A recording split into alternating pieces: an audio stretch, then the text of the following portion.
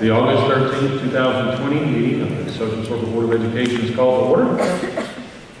First item on the agenda is the prayer, followed by the Pledge of Allegiance. All those who like, please stand as we pray the Lord's Prayer together and remain standing for the Pledge of Allegiance.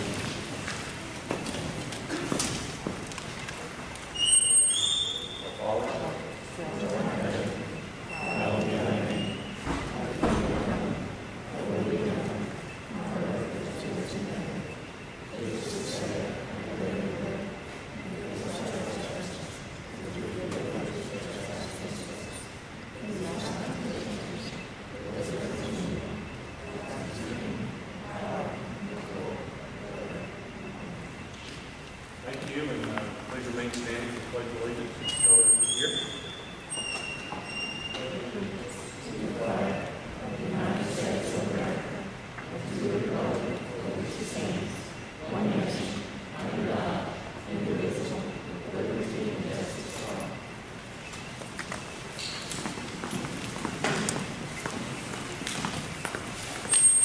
Thank you. Next item on the agenda is the approval of the agenda. Are there any changes, Dr. Hunter? No changes, so do I have a motion to approve the agenda as presented? I have a second. All those in favor signify by saying aye. Aye. Anyone opposed, please say aye. Motion carries unanimously. Then we have on the agenda the minutes from our last board meeting. We've had those to review. I have a motion to approve the minutes as presented. Do I have a second? I second. Any discussion? All those in favor signify by saying aye. Aye. Anyone opposed, please say aye. Motion again carries unanimously. Next we have the board comment section. And I've got a couple of things to share with you. The first thing is, at our last board meeting, the plan going back to school and virtual learning was shared at the board meeting. And it's one thing to have a plan.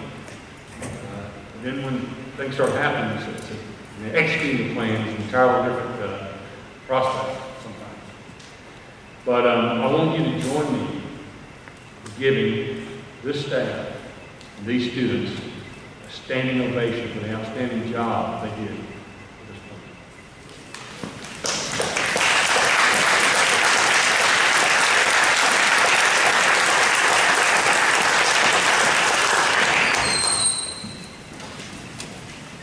I can't tell you how proud I am of everybody and all the work that went into that. And things are going to happen. I'm telling you. The plan is solid, and there are contingencies for everything, and we've been blessed so far. So just keep the system in your prayers as we navigate through these challenging times. Next thing I want to share with you is that at one of our recent budget meetings, one of the other things that we did was voted and approved a new contract for Dr. Hunter. And I wanted to let y'all know that because nobody came to the budget hearing. So while we have an audience and newspaper here, I wanted to mention that. And Dr. Hooker's leadership by example continues to be a blessing for our school system and our community. And so our desire with this new contract was to reward him for the outstanding job he has done as our superintendent under the most difficult circumstances anyone could have ever predicted for a first-year superintendent. And I wanted to highlight the two things that were kind of changed for the new contract. One, that his previous contract expired on June 30th, 2022. This new contract, we were able to add a year. As long as you can have a superintendent under contract for in the state of Georgia is 3 years, and he has that. This contract expires on June 30th, 2023. So we got him for 3 more years for sure, and hopefully many more years after that. The other thing, I'll just read from the contract that we recently signed, and it's a statement that says a superintendent shall receive a percentage increase in his salary equal to any percentage increase received by teachers in the Social Circle City School District. He requested that. We granted it. Now, unfortunately, there's no money for raises this year, but we hope in future years there will be. But we wanted to congratulate Dr. Hooker, and again, look forward to your continued leadership for many years to come. The other thing that he actually fulfilled a little piece of his contract already. One of the things that we put in his contract from the time he signed it was he had 2 years to move his family to our district, or actually for him to move to the district. And he beat that by about a year. They just moved to the district, and his son is a senior now in Social Circle High School. So that shows you that he leads by example. And so thank you for that, Dr. On the next piece, you'll notice on the agenda, there are several guest speakers tonight, public participation. And I had a few comments before we get into that section. Some of this, if you were at our last meeting, will be a repeat, but we need to be fair to everybody, make sure everybody understands kind of the rules going in. One thing I want to point out to you before we get to that, to the highlights of where our policy is the order that's listed here is not necessarily the order we're going in. So pay no attention to the screen for the order. But I'll call each speaker up as their turn. Mr. Davis, you still go first, but you're not ready to come up yet. But you're the only one that really is in the same order, just so you know. But I have the order, and they'll be called in that order. The other thing I would ask each speaker to do is you'll find some wipes, Clorox wipes underneath the podium there. Before you leave, if you'll clean the area in the microphone so that we don't have to have somebody getting up and down between every speaker. We have so many, that'll kind of speed up the process a little bit. So we're asking each speaker, after they're in, it won't count on your minutes, by the way, on your time. But we ask you to clean the area in the microphone before you turn it over to the next person. Now I'll go into our public participation policy a little bit and just give you highlights. Any individual desiring to speak shall give their name, address, and the group, if any, that you represent. Of course, we want your presentation to be as brief as possible, but you do have 5 minutes. And you can request more time, but I can tell you right now, I'm not granting it. So you have 5 minutes. And I'm the timekeeper, and your time doesn't start until your first word of your speech, not when you're introducing yourself and that kind of thing. It's when you actually start your talk is when your time starts. The other thing, of course, is no profanity and that kind of thing, no personal abuse, don't call anybody out, stuff like that. And it's my job to enforce that, so don't make me be a bad guy, which I know you want. And if you have anything that you're asking us to do or actions to take or anything like that or questions of us, we're not going to answer them tonight. Generally what happens after that is in time, the superintendent will get back to you. And then the last thing, which we're Social Circle, and we respect each other. We're all part of the same family. And we know and thank you in advance for respecting everyone, whether you agree with them or not, during their talk. Please respect them before, during, and after, next time you see them in the grocery store or wherever. So we appreciate y'all adhering to that. And we have a great community, and that's one of the things that really makes us special. And so, having said that, we'll go on to the public participation part, and I'll ask Mike Davis to come up to the podium.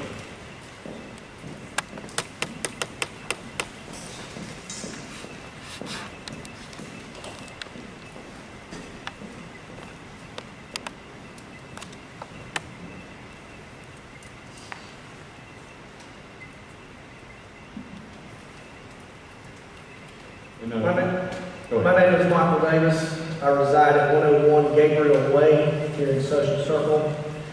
I am representing myself.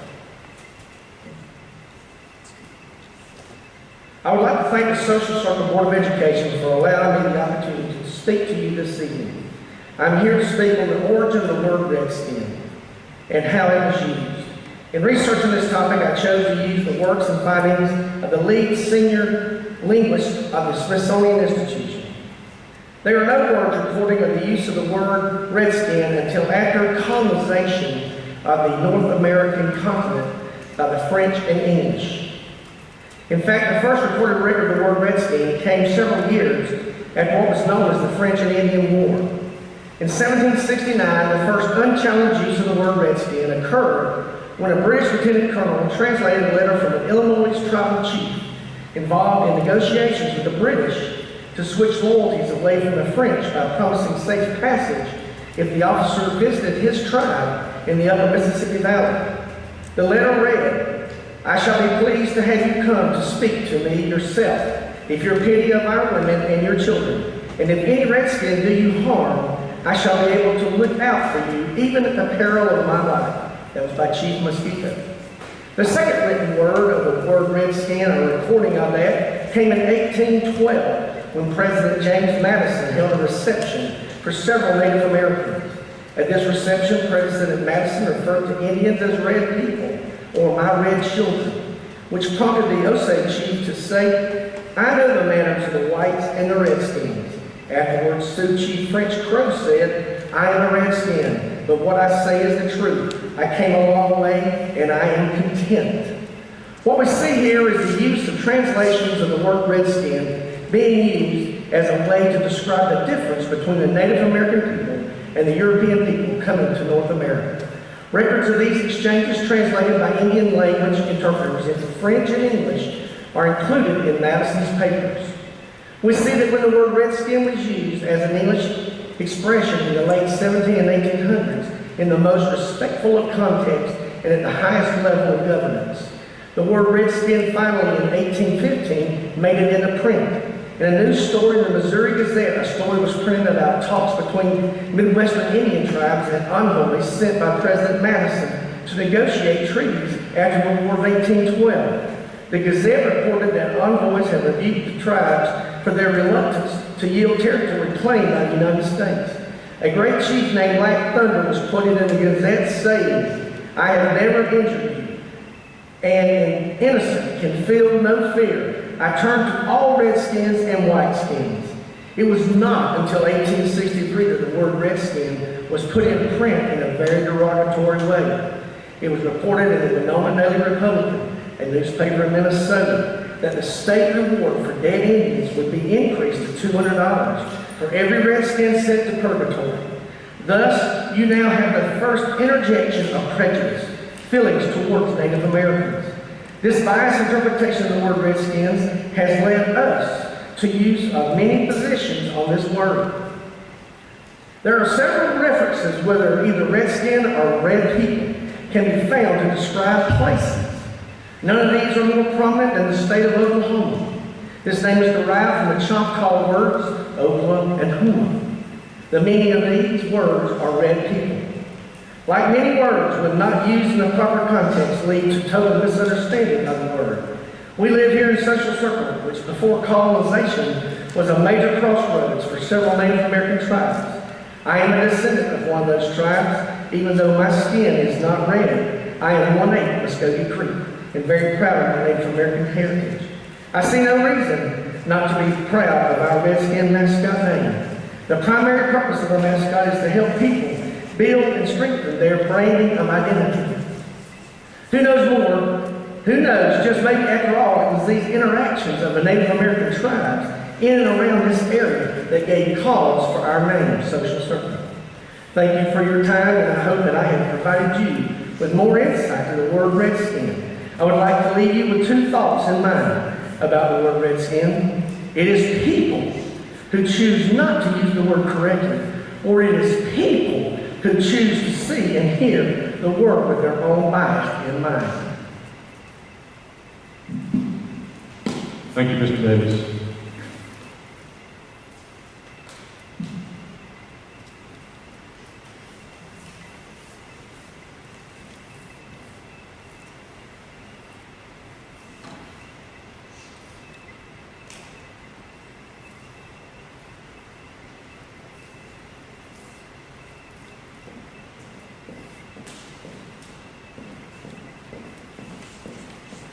I'd like to ask Jamie Harrison, buddy.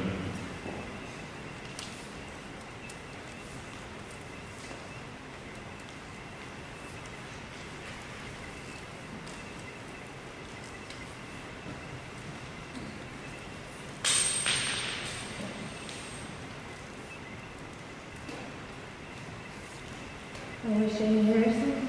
I live at 601.5 Alphaville Street, Monroe, Georgia. I represent St. Social Circle Redskins.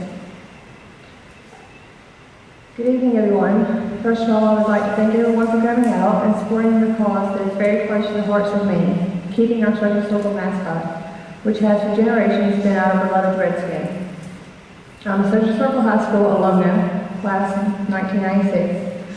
All three of my children attended Social Circle City Schools at some point in their educational career, and my family has been affiliated with the community and Social Circle schools for as long as I can remember.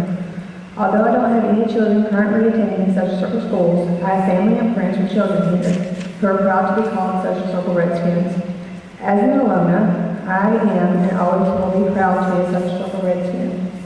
With that being said, I would like for you to know that there has been a petition created on change.org, and as a community, we have gathered 2,100 signatures to keep the Redskins name and image. This large number of signatures is just from people with internet access. I feel sure that if we went from door to door, there would be an even larger number of supporters in favor of keeping the Redskins as our school mascot. I have been in close communication with the Native American Guardian Association, which is a nonprofit organization advocating for increased education about Native Americans, especially in public education institutes, and greater recognition of Native American heritage through high-profile venues of sports and other public platforms. They support our cause 100% and are open to help do anything it takes to keep the Redskin name and mascot in Social Circle City Schools. Since 1992, multiple polls of individual Native Americans have been conducted by independent groups including Sports Illustrated, Annenberg Public Policy, USA Today, ESPN, and the Washington Post. All consistently showing that the majority of those surveyed either have no opinion or are not offended by the use of the word Redskin. The majority of Native Americans polled see the word Redskin as a source of pride, a way of honoring their heritage. Redskins is a powerful name. Redskins represents warriors, which is what our sports teams are when we are out on the field. The Redskins name is a unifying term and represents the ideal of unity that has always been taught here at Social Circle schools. Redskins has never been used as a derogatory way at our schools. Instead, it has been used as a symbol of pride, and unity of our community across generations. We proudly call Social Circle schools and our alumni call our alumni. I would like now to read a statement by Bobby L. Dewey Jr., Social Circle graduate, class of 1989. He reads, I, Bobby L. Dewey Jr., class of 1989, am writing this for two reasons. One, I am part Cherokee Indian, and two, because I am offended that anyone would find our mascot to be offensive. This is a legacy not to be discarded because someone might get offended. Never in my life would I think that our world would become filled with people who find anything like a school mascot offensive. What's next? We take down our American flag. The day that we let few determine how we could act or live because they are offended is the day that our country will fail. The problem with society is the lack of discipline we had when I was in school. We did not see color. We were all about school pride. We will always be Redskin. If you get rid of the mascot, you're digging into a world of chaos, letting a certain group of people, no matter what they are or who they are, dictate how we think and live. Finally, to my Native American heritage, I ask that you not get into people who get their feelings hurt easily and keep our mascot and be the Americans that we need to be. Thank you, Ms. Harrison. If you'll actually wipe that down for us. Sorry. It's all right.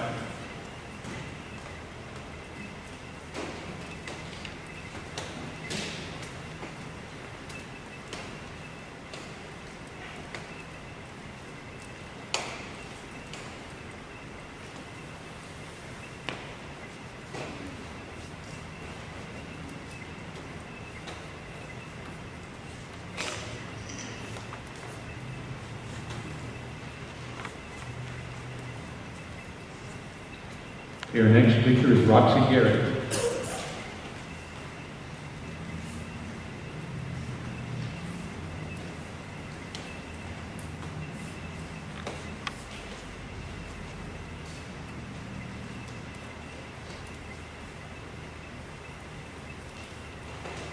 Evening. My name is Roxy Garrett.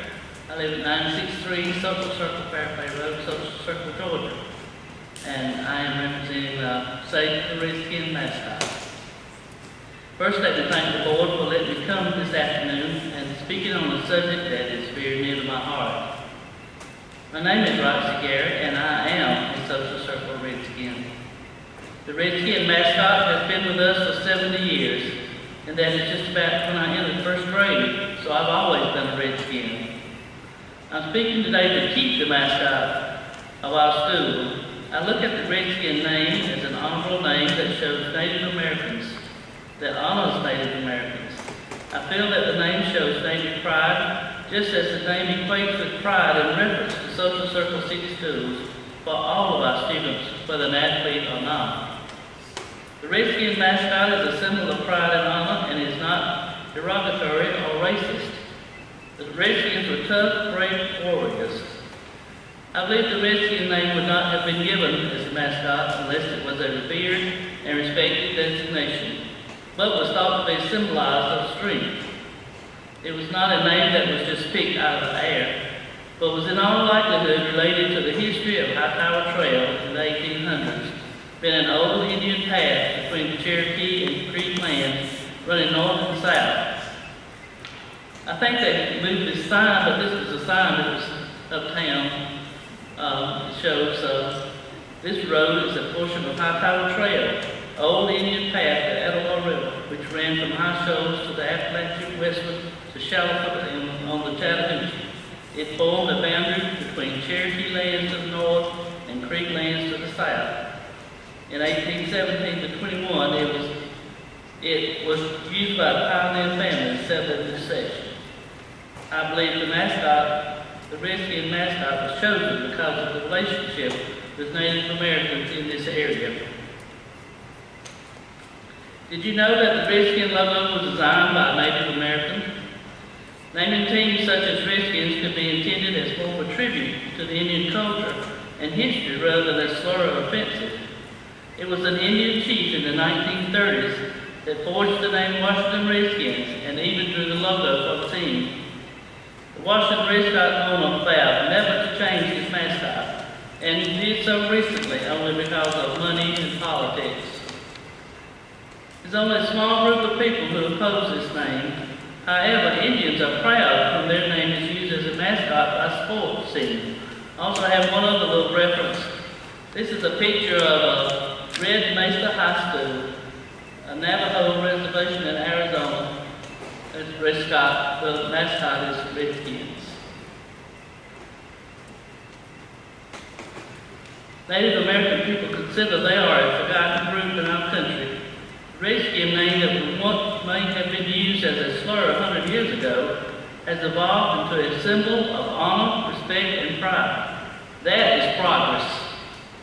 If you erase the team's mascot, you also erase the memory in the fans' heads of the Native Americans. Do not change the name, for it is with respect for the first and true American warriors. This country needs to stop living in the past.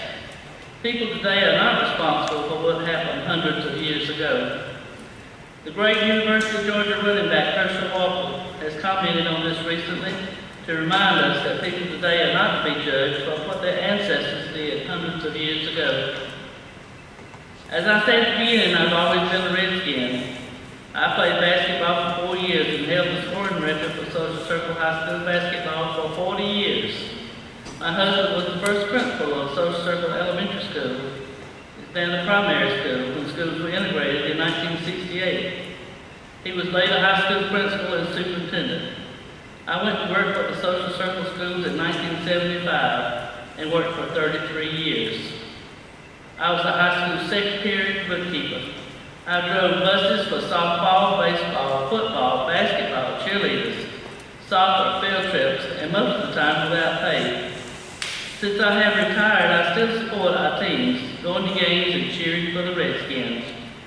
If you look at the commemorative bricks entering Redskins Stadium, you'll see my name, Roxy Garrett, #1 Redskin fan. Whoever started this campaign to change our mascot obviously didn't share our pride and respect of our name. It is their opinion that the name is racist and demeaning to the Native American people, and they are trying to speak for an entire population of people with whom they have no association. There have been so many memories made by all these generations that were connected to each other by the fact that they were social circle Redskins. Ms. Garrett, I'm sorry I have to stop you there. My last sentence?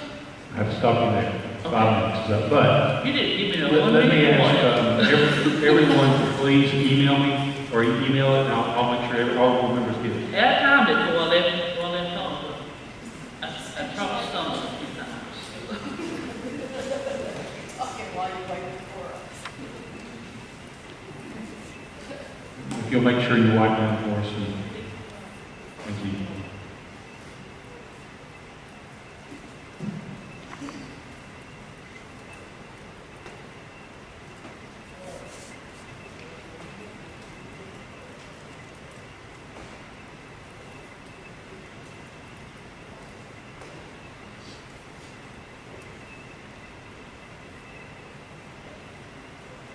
Thank you.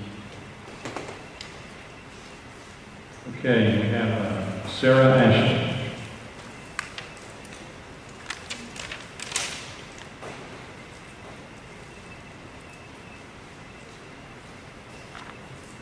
Hello, my name is Sarah Ashley. I live off of Whitney Road. I represent, I'm a substitute teacher for Social Circle High School, and I represent the Peaks, the Native Americans. So I'm Sarah Ashley. I am a native to Social Circle. I am a Native American. I am Creek. And I am a proud Redskin. My ancestors are part of the originals from here. I even have a sacred mound by the creek on my land from them. I can say that my skin is as red as our clay, and my roots run through this land. If the question here today, does the natives feel offended by the name Redskin? The answer is no. It's the opposite. We are proud. Taking it away, that is something that could offend us. Team names have never been chosen as an image of disrespect. They have been chosen to inspire us and to invoke the spirit in which the name possesses. Redskins are a symbol about being strong through adversity, pride, bravery, courage, virtue, and intuition. Incidentally, for Social Circle, the Redskins is not just a random name. It represents those who have lived here before us, that inspire us to this day, the actual Redskins. It is a native belief that it is a memory that keeps us living on even after we are gone. For the natives, it would be another lost in the books if they lose their name that remembers them. I close with the native saying, hold on to what is good, even if it's a handful of dirt. Hold on to what you believe, even if it's a tree which stands by itself. I ask tonight to please hold on to the name of the Redskins. Thank you. Thank you, Ms. Ashley. If you could wipe it down for us.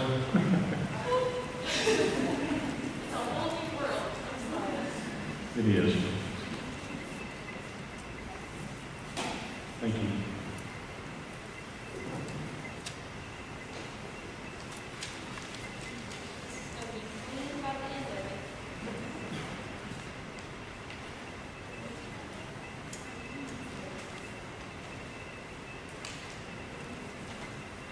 And the next person to speak is Keith Brenda.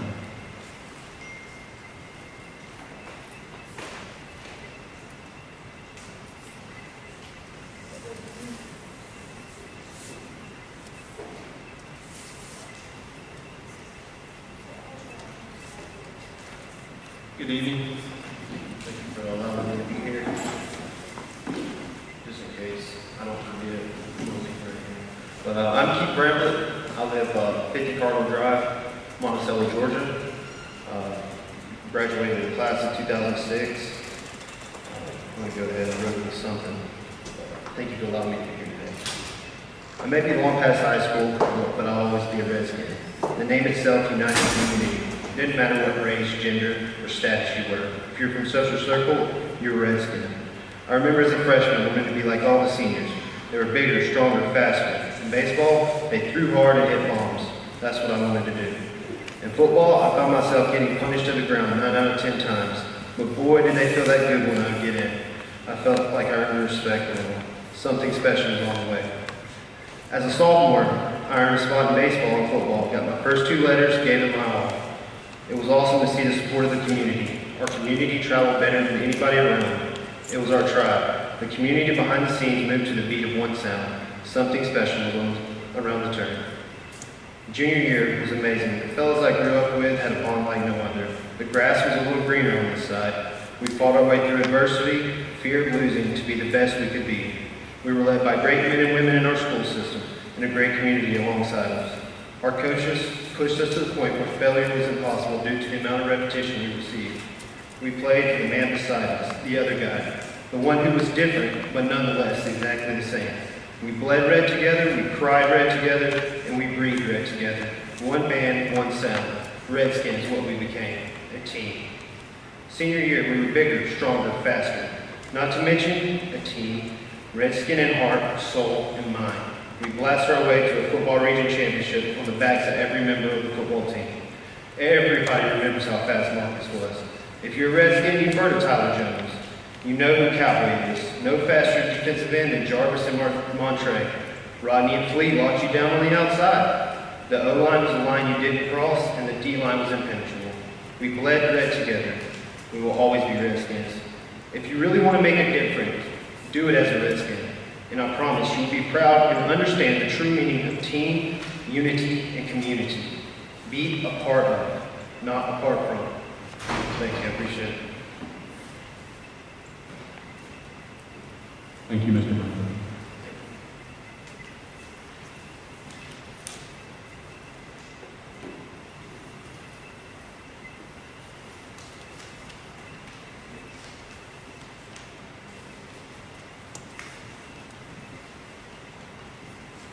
Our next guest is John Gardner.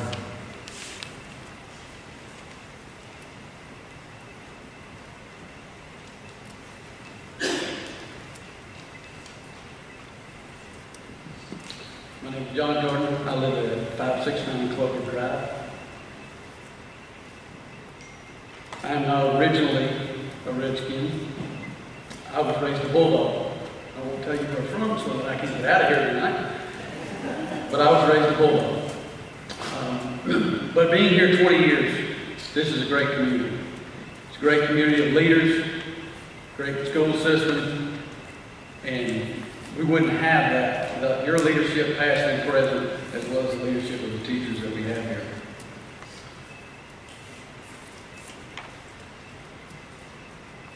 The reason I'm here speaking tonight is the discussion of the image of the Indian chief, as well as the name of Redskin. That image has never meant any kind of oppression or despair in my eyes. It's an image of a warrior, a nation of fighters who believed in themselves. The very skills that are taught under the spirit of that mascot are responsibility, confidence, teamwork, individualism as well, and hard work. That's what that symbol represents. That's what it represents to the kids that go to these schools and the people who have gone to school here in the past. You don't go on the football field down here and play by yourself. You don't go on the softball field and play by yourself. You go as a team. You're taught to work together. You're taught that in order to win, and in order to be prosperous, and in order to be good people, you have to work together. You have to be part of one team. That's what's taught under that mascot. You're also taught that every person on that field is equal. Every person in that school is equal. no one is no better than the next. Whether it's race, gender, nationality, no one is any better than the next. Which brings up the very topic of why we're here, and that's the exact opposite of oppression or racism or inequality. It's not what's taught under the guise of that spirit. When I was a bulldog, same thing. You taught to work together, teamwork. You can't do it by yourself on a field full of 15 guys or 20 guys. You've got to work together. That's what's taught in the classroom, and that's what's taught under the Redskin name. The other thing I came to talk about that hasn't been mentioned much in all of the social discussions and things of that nature is the financial aspect to this. And there is a financial aspect to this. There's been a lot of money spent for 70 years on paint, scoreboards, football fields, water towers, uniforms, letterhead paperwork. All of that costs money. All of it has a price tag. One of the things I did before coming here is I looked through some of the financial statements of our school board. They're very good. They've been handled very well and very good housekeeping. That's commendable to our board, past and present. We've got good money in this system. That said, I'm a taxpayer in this system, of this school, of this city, sorry. Many of you are as well. A lot of the money that goes into that account that pays for the teachers and all these other things that happen in the school system come from yours and my pocket. And the taxes we pay for property, sales tax, there's a lot of grant funding that they get from the federal government. All that comes out of each individual person's pocket. I take my finances very seriously. I appreciate the fact that they take it very seriously. I firmly believe if you gave the choice to every citizen in this city as to whether this issue was worth spending money on, I got a pretty good idea they wouldn't go for it. There's a lot of other issues in this town, not big issues, but there's a lot of other things that need financial support and need to be higher on the priority list. This is not one of them in my eyes. Thank y'all for letting me speak tonight. I appreciate it. Thank you, Mr. Gardner.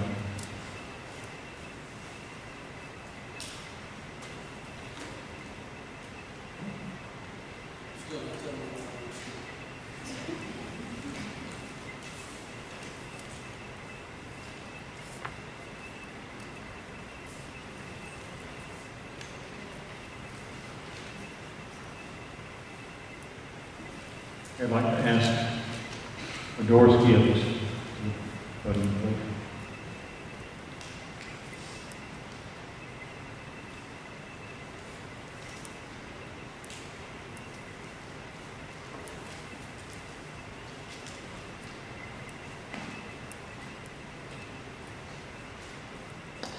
Good evening.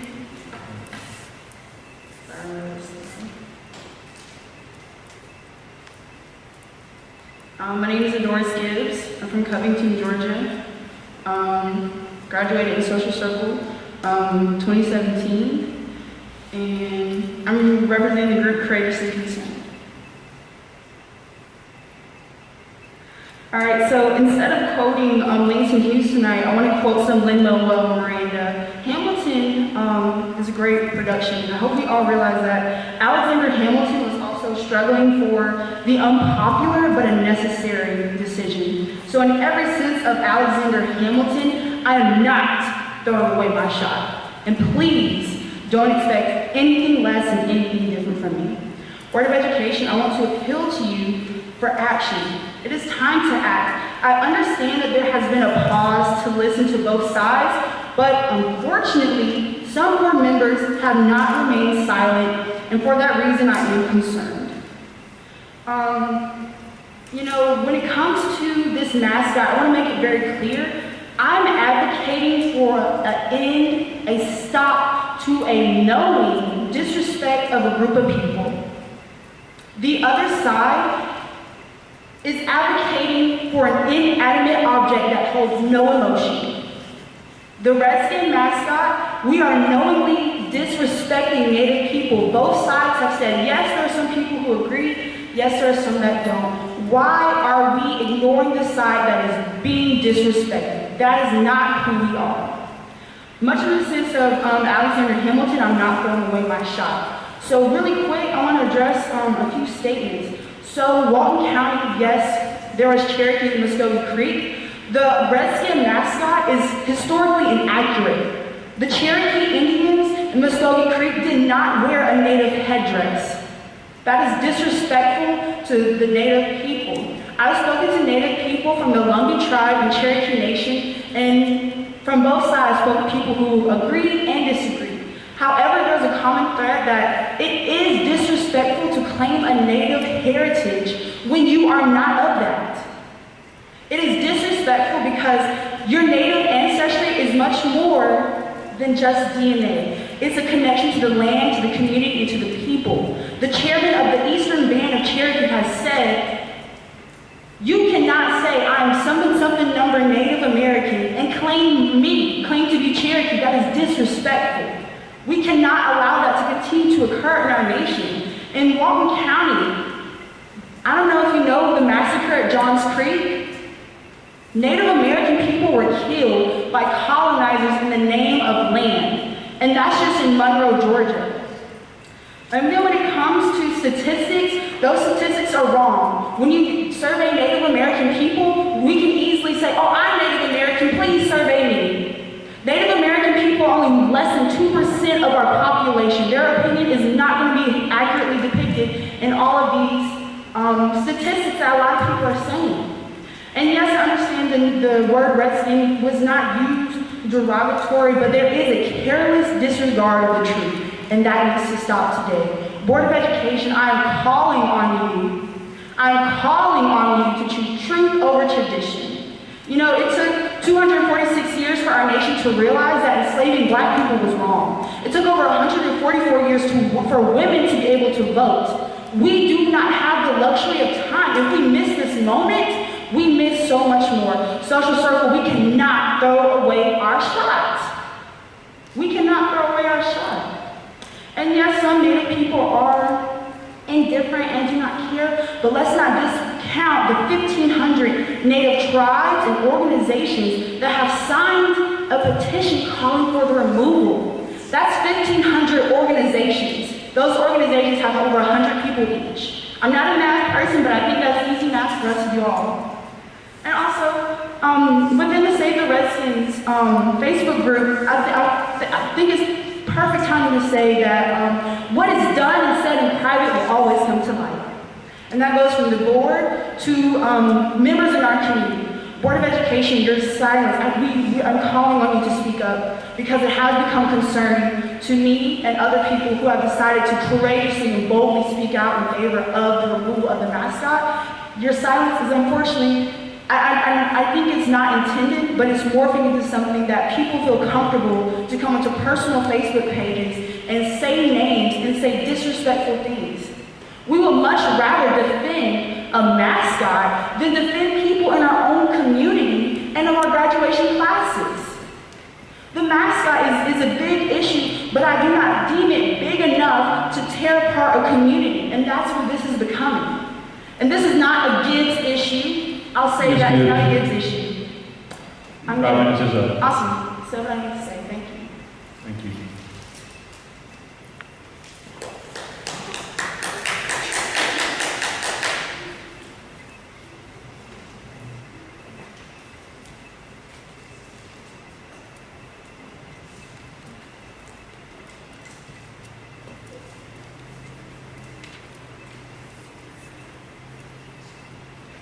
Thank you. All right, then we have our last speaker for the evening is Keisha Gibbs. I wish we had kept the order where it was, but okay. See. My name is Keisha Gibbs.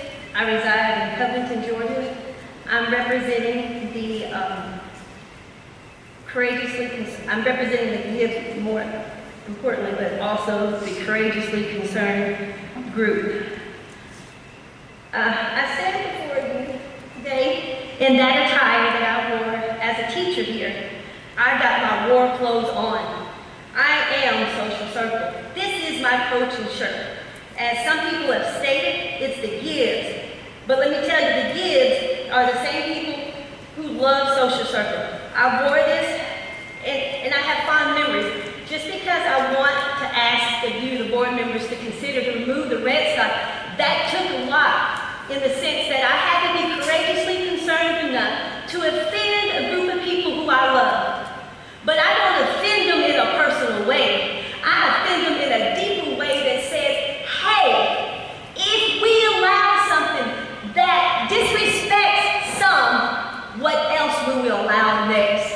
I stand here in that same clothes that I stomp the floor and say, go, go, go. And I would say Redskins till I learned better. And it wasn't an immediate process. It was an over-the-time process when I had time to look at it. And as they said, people decide, but we don't get to always decide for everyone. In education, as teachers and parents said on the board, we know we have to choose best practices. We know that we have to say, what is the best? Not always what we want, not always what we feel. As a Redskin, and I said that. I wore this and was proud to it. I still am proud. I still am Social Circle, but I know better. How do I know better? Because I checked that and I read what Coach Davis says. There's a history that is in blood that said that people would rather kill and give it as a Redskin. Now, how do I know that you're using Redskin for that matter or that matter? They say, well, they changed it because of pressure. But that's what we are. We're a group of people that we have to accommodate and deal with, but we can't all have everything that we all want, but we try to make sure that we, as a system, educate our children to do better. So, I got a little effed up there. But I want to make sure you recognize, I love everybody here. I am that, but I know better, and I choose to separate a feeling from a fact.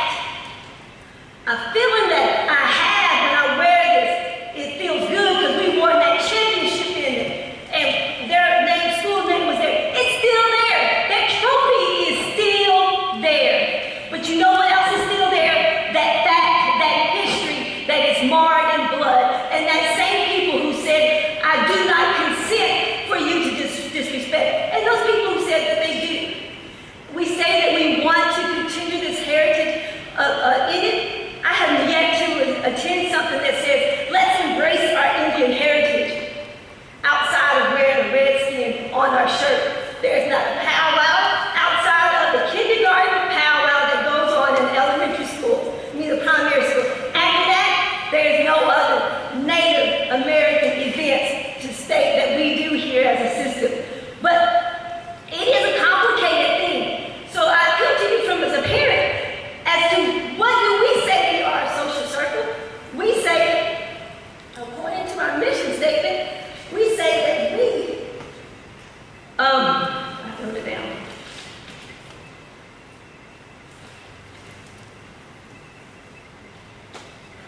That we are in an ever-changing global world. 70 years ago was different from today, ever-changing. And that we say that we're going to be world-class education to lead productive lives in a changing world. We also say skills need to become a mindful and productive and empowered citizen. So, with that being said, Social Circle, we are contradicting ourselves. It is stated that Redskins, to some people, is a demeaning, derogatory term, as stated in last week's board minute, as was emailed to you prior. But what are we doing in our school system? We have an opportunity, and you as board members are charged to make sure we uphold that vision and that mission. If we say that it's offensive to some,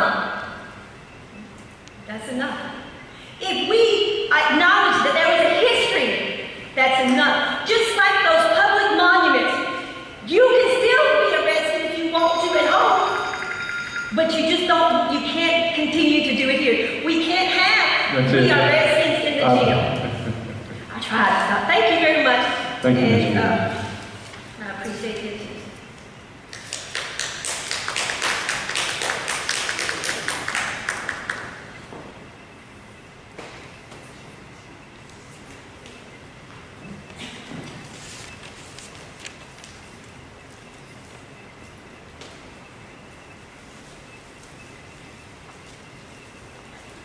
Thank you, Ms. Gibbs.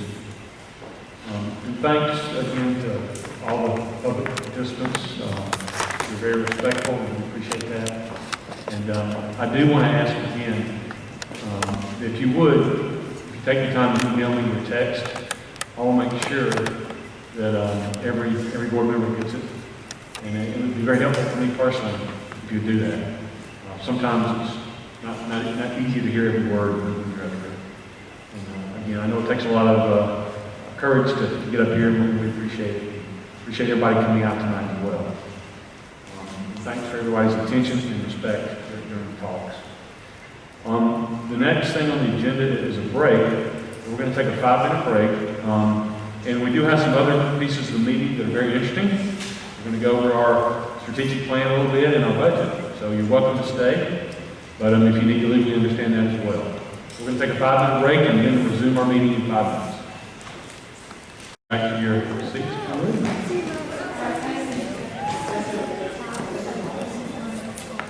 Thank you. All right, next on the agenda, we have finance. I'd like to turn this part over to our CFO, Mrs. Nicole Cross.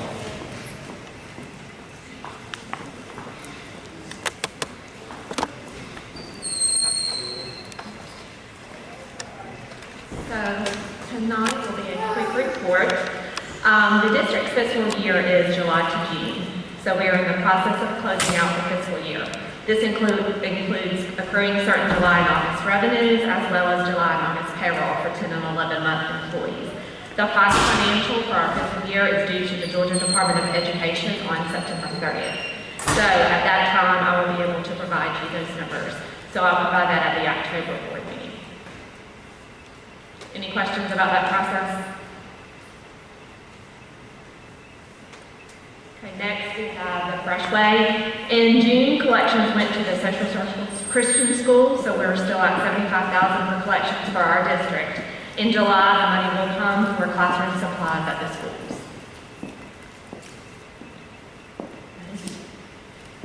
Nothing to vote on? Okay. Next, we have our superintendent's report. For that, I'll turn it over to Dr. Butler.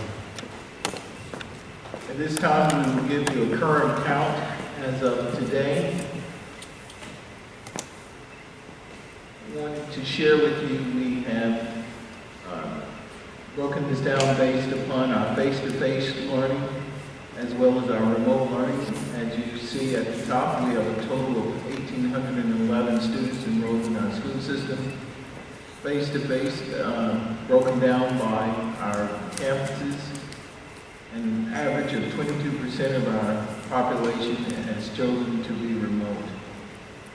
And so far, I think we have seen a great, not a great increase, but we've seen our teachers engaging with our remote learners and keeping up great communication with our parents to ensure that they're receiving high levels of instruction.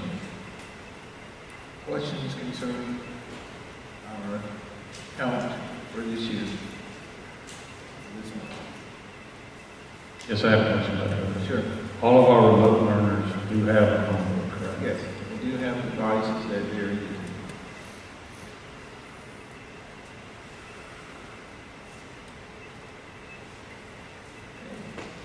At this time, we will ask Ms. Lori Allison and Dr. Brewer to come and give you an update on our strategic plan.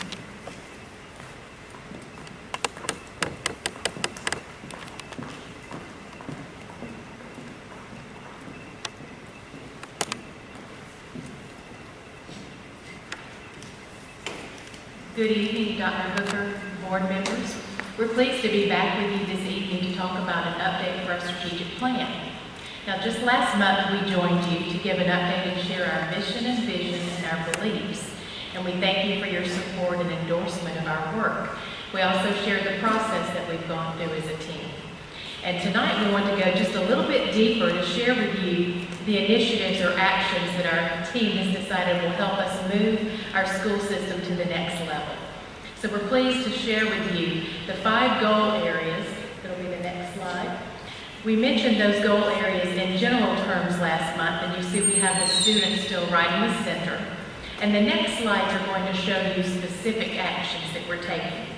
We're starting with the area of student achievement, readiness, and engagement. And we believe that it's a great opportunity for us to not only look at achievement of our students, but having them ready for their next level, for their next endeavor, whatever that may be, and really focusing on engagement for our students. We're pleased that our team is working to have collaborative planning sessions with teachers that are helping to design personalized learning opportunities.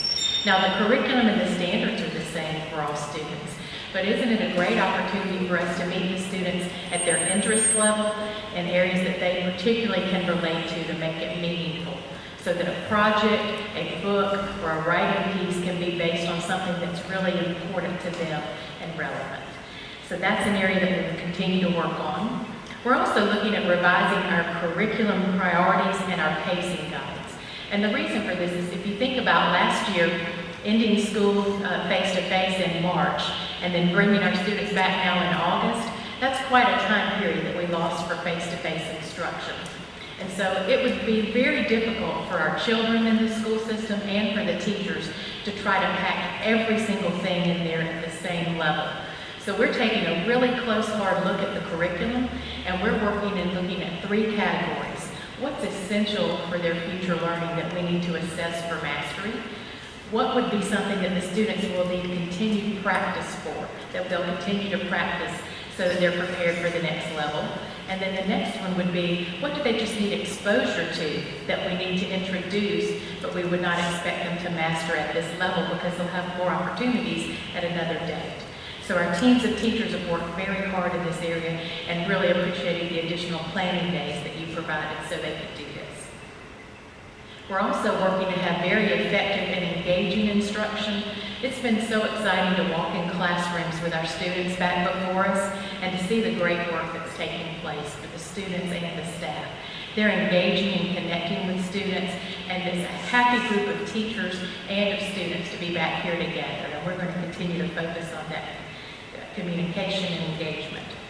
And then we're creating feedback teams, and we were really pleased that last year Dr. Hooker helped in this area, that we had teams of from the district level, from the school level, and teacher leaders, peers, who were able to go into classrooms and observe and give feedback and help teachers to improve their craft.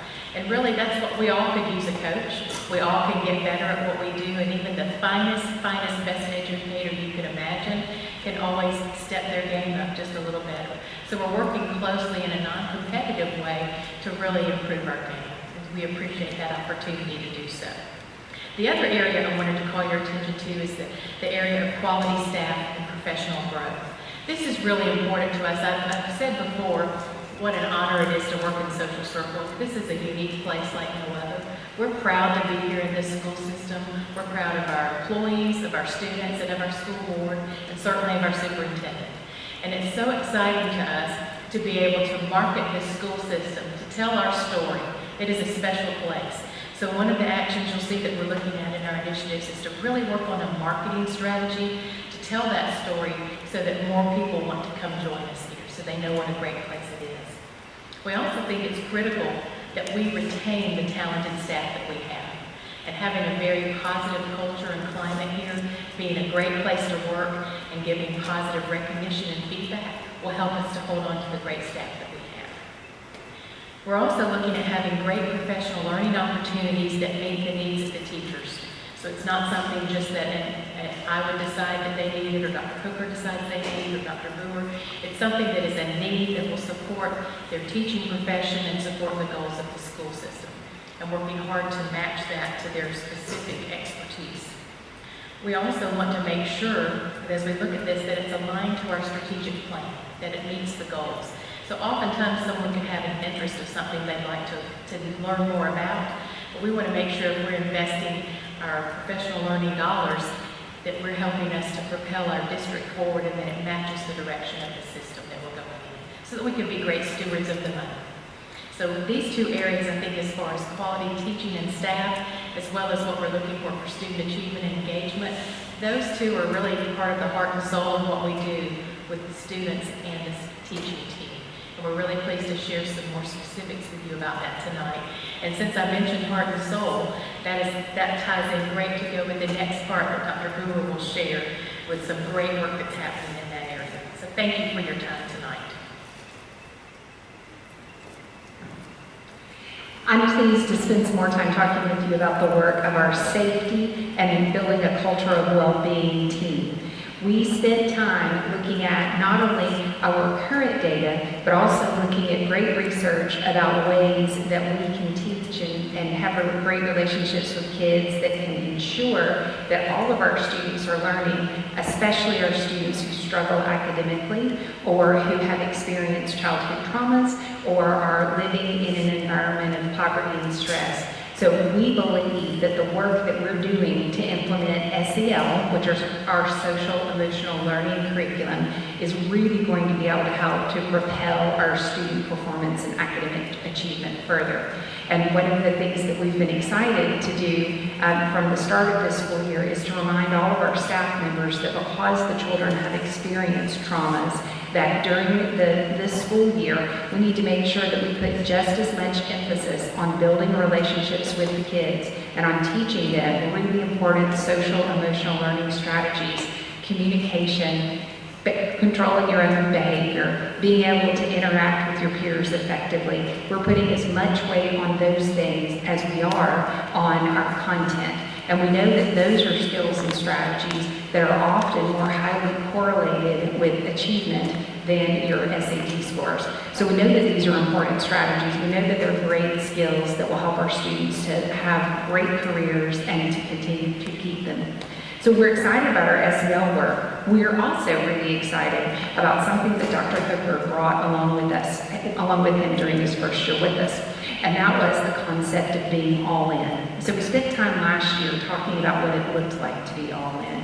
And as our social emotional learning team worked together, we realized we were trying to come up with a brand, a movement. And we realized we couldn't come up with a better one than all in. And we've spent lots of time talking about what does that look like if you're a student? What does it look like if you drive a bus? What does it look like if you're a classroom teacher? And we've been thrilled by the responses that we've received. And it's also a great way if somebody's not all in that day to be able to have the conversation about when you're here, I need you all in. So we decided that we could make it a little bit better than just all in by adding the SECS, our acronym, to the front of it. So you'll see that on lots of our different documentation. Also, we will be implementing district-wide PBIS, which stands for Positive Behavioral Intervention Systems.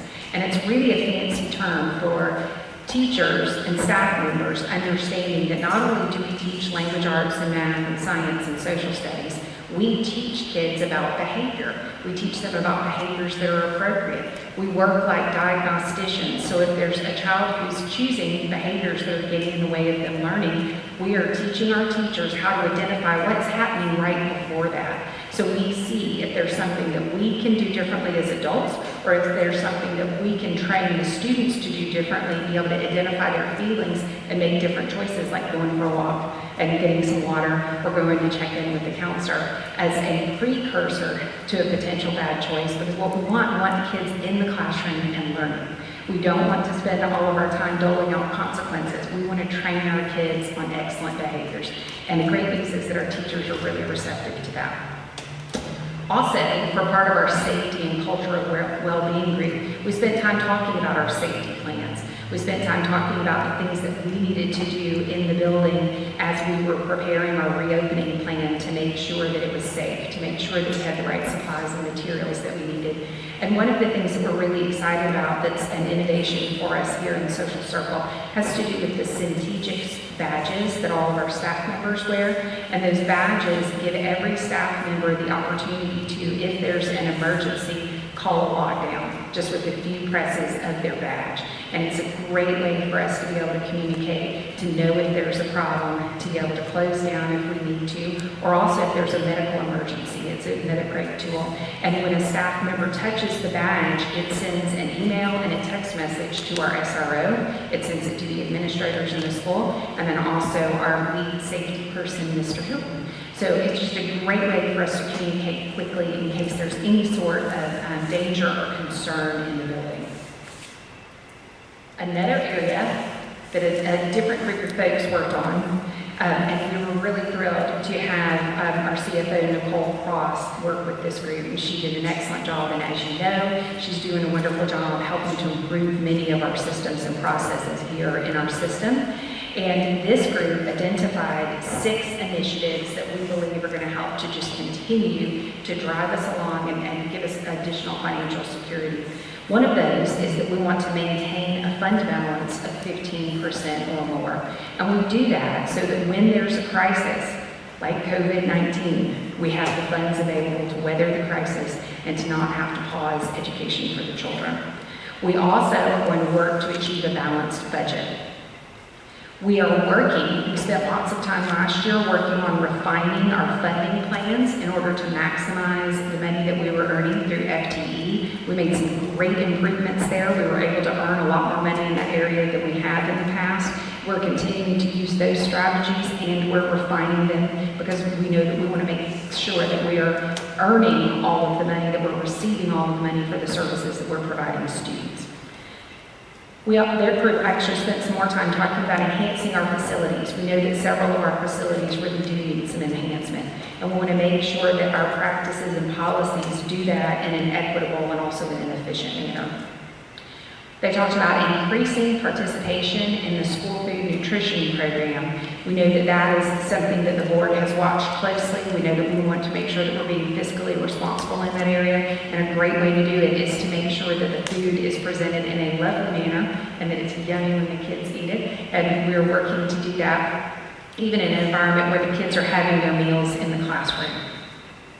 We also want to increase the amount of technology that's used. And we want to make sure that when we're having our students use technology, it's not just an electronic worksheet. We want to make sure that our kids are using technology to create, to innovate, and to communicate. And we have already seen some really great advancements in that area during this school year. And the final group worked with family and community engagement. And another thing that we have really enjoyed since Dr. Hooker joined us was the town hall meetings. And we've had such great feedback from our parents and families. I know that you two as board members received feedback and you helped to organize those. And it was just a great way for us to get a better pulse for how our families were feeling. And we know we had families and grandparents that came out and interacted with us who hadn't interacted with us before. So we found that this is a great communication tool. We want to continue to use those. And Dr. Hooper had our staff at each school design town hall meetings for our families as we were out remotely. And that's been a great way for us to be able to refine our plans and programs at the different schools during remote learning. So we're excited to continue those effective strategies. We also want to enhance our communication with families. And so we have made several purchases for tools that will help our teachers to be able to more efficiently communicate with families in their homes. And it aligns with our student database system and the parent portal and the student portal, so it's just another easy step. We found from our parents when we were working in remote learning that it was tremendously helpful to them if they've got a one-stop shop, if they can go to one place in order to find the information they need. And so that's been a helpful tool for us. And we will continue to explore new avenues for that and making sure that we're using them effectively. We also want to continue to make sure that we are improving our partnerships with our business and community members. We are so very fortunate to live in this community where our business folks and our church teams, they love us and they love helping us and they love supporting us. They just need to know how they can help. And that's not true in all communities. So we're very blessed here and want to make sure that we're doing everything that we can to make it easy for our businesses and our churches to be able to help out and to make sure that they know how much we appreciate them. The last time that we were together, I introduced a motto that our team worked on, and I just think it so accurately describes what we do here in the social circle and the special aspects of our community, and that's serving community and cultivating success. We're excited about having a catchy motto that's going to be easy for everyone to memorize and for us to be able to use in our branding work and in our marketing work. And what I'd like to do is to show you a logo that we're proposing using as a representation of our system. So my SEL group, because we were looking for ways to brand, we spent time considering lots of different logo options that would represent the great work that we did with our strategic planning, that would echo the voices that we have heard around the district in all of our meetings with our parents, our staff, our community members. And as our community is special because we take care of one another, we listen to one another, we support one another, and we leave this place with lots of heart. And so we would like to use this symbol as the logo for the school district. And I hope that you like it. We worked with many different options, and we just really kept coming back to this one and really liked it. So I hope you are pleased, and you'll have the opportunity to see it represented on lots of our documents and posters and things like that. Great.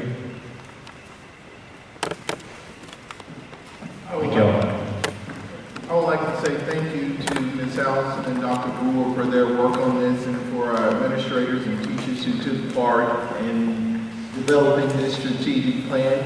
It was difficult in completing it. We had to do it virtually with our partners in developing the plan, but I believe other systems will be emulating what we have started, and so this was a great process. Just a few comments before we move on. Just want to give you an update on our opening. Our first 4 days have gone very smoothly. I had an opportunity to go to each campus and speak with students of various classes. And today, Mr. Hilton and I were able to talk to some of our high school students about returning to school. And his question was, on a scale of 1 to 10, how do you feel about returning to school? The majority of the students said 9 or 10. They were tired of sitting at home. And, you know, one kid even said, I was tired of sitting at home because my dad was making me work all the time. So they're glad to get back. But most of all, I would like to commend our staff, faculty and staff and members for following our plan, a plan that we took 5 months to develop, that we researched, that we seek input from all of our stakeholders to develop. We have implemented that plan with fidelity. It is working well for us. But the key thing that has also been important for our students is to come back to a place where they're caring individuals. As Dr. Brewer talked about SEL, social emotional learning, we've seen that implemented at the high school level, which is sometimes difficult to implement, but our students are being open about their return and why they feel comfortable and sharing what has taken place with them. And that's the type of environment we want to have here.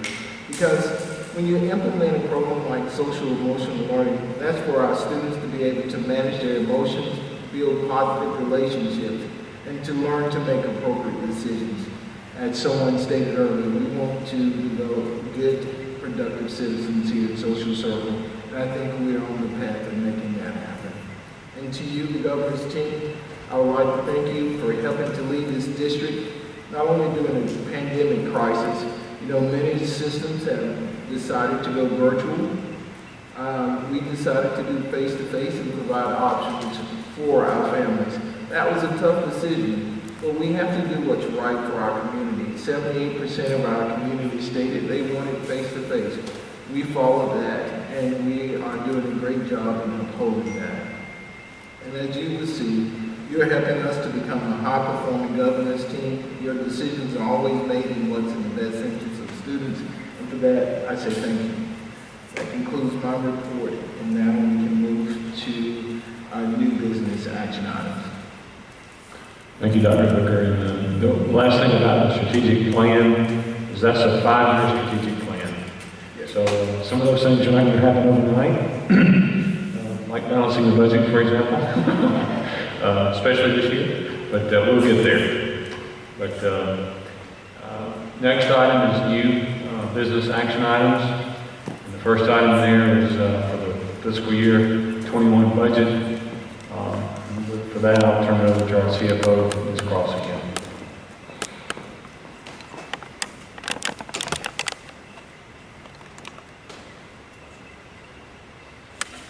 So this is final approval of our 2021 budget. The final budget has been prepared for all funds. This includes the general fund, all federal and state awards, our SPLOST proceeds, school nutrition program. The total fund for all of these is $21.3 million. All right, do I have a motion to accept the superintendent's recommendation? The board give final approval to the budget as outlined. Have a motion. Have a second. Any discussion? All those in favor signify by saying aye. Aye. All opposed, please say aye. Motion carries unanimously. Next item is the action item for the fiscal year 21 millage rate. So this is for final approval of the 2021 millage rate. The millage rate remains the same as in 2020 at 19.278. You'll see the 5-year history digest and levy, and this was presented in the Walton Tribune. Okay, do I have a motion to accept the superintendent's recommendation for the final approval of the millage rate as being the same as last year, which is 19.278 mills for fiscal year 2021? Do I have a second? I second. Any discussion? All those in favor signify by saying aye. Aye. All opposed, please say aye. Motion carries unanimously. Thank you, Mrs. Cross.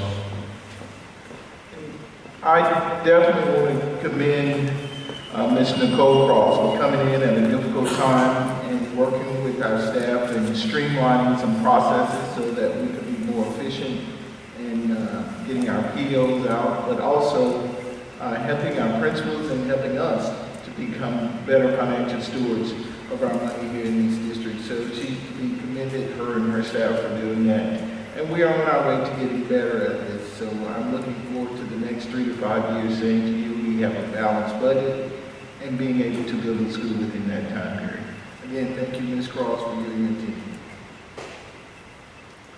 Okay, the next item is executive session. It'll be a very short one, by the way. Do I have a motion to exit regular session and enter executive session?